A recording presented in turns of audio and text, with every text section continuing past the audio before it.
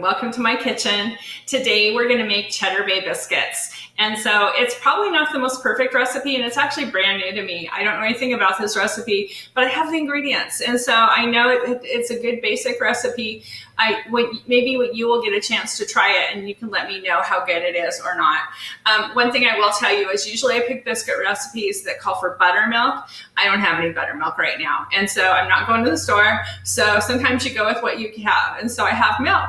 So we're using milk. So I've got a mixing bowl. I've got my strainer. You know that when I've got my handheld strainer and it's over a bowl, I'm probably going to be sifting. So I'm going to take my flour for the recipe. By the way, the recipe's in Google Classroom. And it's also from Copycat Red Lobster Cheddar Bay Biscuits is what it's called. And the website is spendwithpettys.com if you want to look up the recipe yourself. So we start out with 2 cups of all-purpose flour. I'll go ahead and put my flour in my handheld strainer. And then the next ingredient is baking powder. Baking powder, of course, is a leavening agent. It's going to make our bread rise. And so it's going to add some lightness and fluffiness to our biscuits. So I'll go ahead and add the baking powder. And then my next ingredient is sugar. So that's kind of unusual for biscuits. Some biscuits have just a little bit of sugar to give it a little bit of sweetness. Not a ton, but just enough so that, it's a little bit more pleasant. And then my next ingredients I put all together in the same little ramekin. It's just 1/4 teaspoon of salt. It's 1/4 teaspoon of baking soda, and it's Cheddar Bay biscuit. So it's got garlic powder, 1/2 teaspoon of garlic powder. So we'll go ahead and put that in there as well. And lots of times people don't sift their flour products when they're making biscuits, but every so often you'll end up with something that's kind of lumpy and unpleasant. And so just in case there's a lump of garlic powder, I don't really want a lump of anything in my baked goods. And you'll see that there is quite a bit of stuff left in my strainer. And so I am glad that I sifted it. And the purpose was not to incorporate air, but just to get the lumps out. Because in fact, that lump is still there. So I'm just going to dig it out and set it aside because I don't want that in my biscuits. So that's why I sift, not that air has to be incorporated, but just get those lumps out. Okay, so we've got all our dry ingredients in here already. The method we're using today is called the pastry method. The pastry method is where you mix all the dry ingredients in one bowl, and then you're going to take your fat. For this recipe, it calls for 1/3 cup of butter. I'm going to put it directly on the fat. A lot of people want to take a shortcut at this point and melt the butter. No. We want the butter cut into small chunks, but we don't want to melt it. We're not trying to distribute it throughout so that it's liquid. We need to just get it in small chunks. So I'm using this tool called the pastry blender. The job of the pastry blender is to take fat, like butter, and to cut it into smaller pieces. And so its job is not to thoroughly mix it. It's just to cut the butter into smaller pieces. And so now what I'm doing is just using a table knife to remove the excess butter. And then I will continue until all of my butter is about the size of small peas. One of the other fats that's often used in biscuits is shortening. Shortening is nice and it makes really flaky biscuits. This recipe calls for butter, which butter would be more flavorful and shortening would be a neutral product. It would not have as much flavor. Again, my butter is still in fairly large chunks, so I need to keep working until it's about the size of peas. And it's nice with a pastry blender because you can just work for about 30 seconds and have all your butter the right size. If you don't have a pastry blender at home, you can take 2 knives. I don't have enough. Let me grab another table knife and show you. You can take 2 knives and you can just rub them together like this and cut the butter into smaller pieces. And so for a lot of years, I did not have my own pastry blender, so I used the knife. Some people just take a fork and mash the pieces of butter with the fork as well. All of those would be fine. Any other technique really isn't going to work for this though. The pastry method is all about getting that butter into small chunks, but not so small that you can't see them. They should be distinguishable from the flour. Okay, so right now I've got a mixture that does not look perfect. It's got little chunks of butter, and that's what I should have. Next, I'm going to go ahead and add my cheese. And so again, it's Cheddar Bay Biscuits. So it calls for a heaping half cup of cheddar cheese.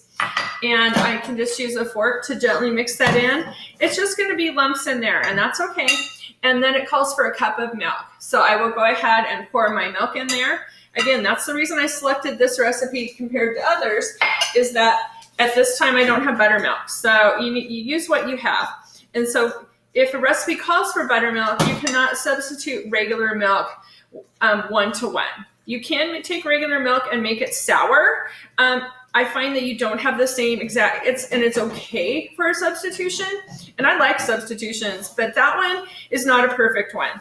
It just isn't as light and tender as if you're using buttermilk. So I thought I might as well just go for a recipe that calls for milk. So I'm mixing with my fork. You can mix with a spoon. You could use a rubber scraper. Doesn't really matter. This is like the muffin method that we did recently, where with the muffin method, you do not want to overmix. You want so that everything looks just barely mixed and not perfect. If it looks perfectly mixed, you've gone too far. You've developed the gluten too much, and you're not going to have a good product. Now we're going to take our Cheddar Bay mixture, and this is a new recipe to me, so I'm not sure how I'm going to scoop this exactly. So I'm just going to try my ice cream scoop and see if that will work. It said to drop by teaspoons, but that doesn't even make sense to me, because that would be like the smallest biscuit ever, which absolutely does not make sense to me. So I'm just going to put some blobs that are about the same size on my baking sheet, and then I will shape them so they look better. My dough is going to be very sticky. Typically, biscuits have less milk than this one does. This is a drop biscuit. Lots of biscuits, you actually knead the dough just barely, and then you roll it out with a rolling pin, and you cut them like with cookie cutters or biscuit cutters. This one is called a drop biscuit. So you're literally just dropping the dough on a baking sheet.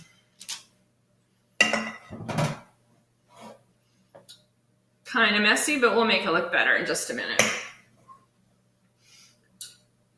So it's nice. It's an interesting recipe because the garlic in it is very fragrant already. Once the garlic powder gets moisturized with liquid, then you can smell the garlic. So I'm curious to see what this will be like. They look very interesting to me. Again, don't worry about how they look now, because I'm going to reshape them. One thing with drop biscuits is they're never going to be as pretty as biscuits that you rolled out. That's just the nature of those biscuits. So, again, don't worry about it. Just think of it that this is a drop biscuit. It's supposed to look this way.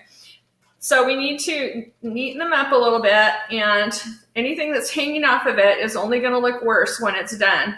So pull it all back in together so nothing's hanging off your biscuit. They're very sticky.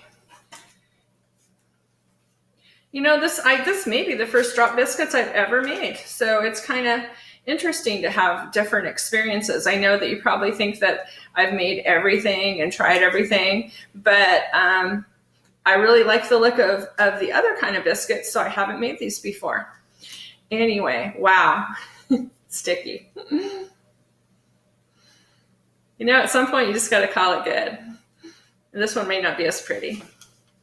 Okay, let me rinse my hands, and then my oven has been preheated to 450 degrees. And so you want a really hot oven when you're making biscuits, because you want them to rise really fast before the dough sets. And so you don't want it to set before it's risen. So I'm going to put it right in the middle of the oven for 450 degrees, and I'm going to bake them. Let me set those in the oven, and then I wanted to talk to you about the last step of the recipe. And by the way, I bake these for 10 to 12 minutes. So I'm going to set my timer for 10 minutes.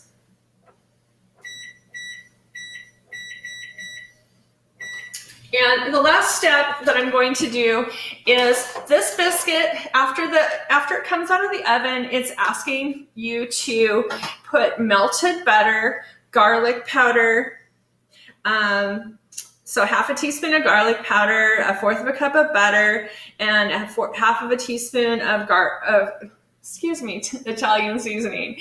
So it asks you to brush those on top of the rolls after they've been out of the oven for 3 minutes. It also asks for dried parsley. You know what? I don't have any dried parsley, and it's all good. You just make it with what you have. So I'm going to melt this in the microwave, and then I will use my pastry brush to add the butter mixture to it. Anyway, I will return to you later and show you how the biscuits turned out. Our biscuits are out of the oven, and we've got our melted butter. We're going to go ahead and put some melted garlic butter on top of each one to give it a little bit of added flavor, a little more zip of garlic.